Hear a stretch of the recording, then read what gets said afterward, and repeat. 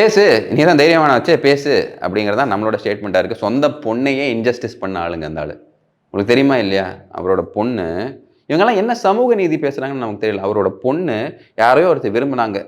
அந்த பையனை கொண்டு போய் டார்ச்சர் பண்ணி அவன் மேலே கேஸ் போட்ட ஆட்கள் அவங்கெல்லாம் எப்படி அறநிலைத்துறை அங்கே என்னையா அறம் இருக்குது? நீ எல்லாம் எப்படி அறநிலைத்துறை அமைச்சராக இருக்க? அந்த ஆளுக்கு பேசக்கூட தெரியலங்க. கேவலத்துக்கும் கேவலம். இதெல்லாம் கோயில்களுக்கு வந்த இழுக்கு. இந்த மாதிரி ஆட்கள்லாம் போடவே கூடாது. ஏன்னா அடிப்படை நாகரிகம் இல்லை. ஹிந்தியில பேசிட்டாரு, புரியாத பாஷையில பேசிட்டாரு, பாரத் மாதா கி ஜெயின்னு பேசிட்டாரு. உன் பாஸ்போர்ட்ல என்ன இருக்கு? இந்தியா தானே இருக்கு. இந்தியா தானே இருக்கு. இந்தியானா என்ன? இந்தியா தட் இஸ் பாரத் தானே கான்ஸ்டியூஷன்ல போட்டிருக்கு. பாரத் மாதா கி ஜெயின்னு சொன்னா உனக்கு என்ன எரியுது? அதான் வந்து வச்சு செஞ்சு அமைச்சிருக்காங்க. இங்க பாரத் மாதா கி ஜெய் சொன்னேன். அதனாலதான் கெட்ட வார்த்தையில பேசுறாரு அவர். சோறு திங்கிறியா இல்ல? ஆனா அவர் கேட்டது ஒரு விதத்துல கரெக்ட் தான். கேட்ட ஆட்கள் தான் தவறு. திமுக காரங்களை கேட்டிருக்கணும். திமுகவுக்கு ஓட்டு போட்ட மக்கள் இருக்காங்க பார்த்தீங்களா, அவங்களுக்கு கேட்டிருக்கணும். ஏன் சொல்றேன்னா, லஞ்ச லாவணியம் தலைவிரிச்சாடுது. தூய்மை பணியாளர்கள் போராடிக்கிட்டு இருக்காங்க. இடைநிலை ஆசிரியர்கள் போராடிக்கிட்டு இருக்காங்க.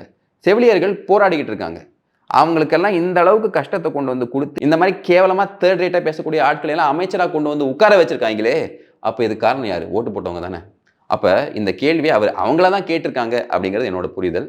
இப்ப இவங்க திருப்பி ஓட்டு கேட்க போவாங்கல்ல, அன்னைக்கு மக்கள் என்ன சொல்லுவாங்க? யோ ஒன்லி ஃபுட் அப்படிங்கிற கேள்வி கேட்பாங்க.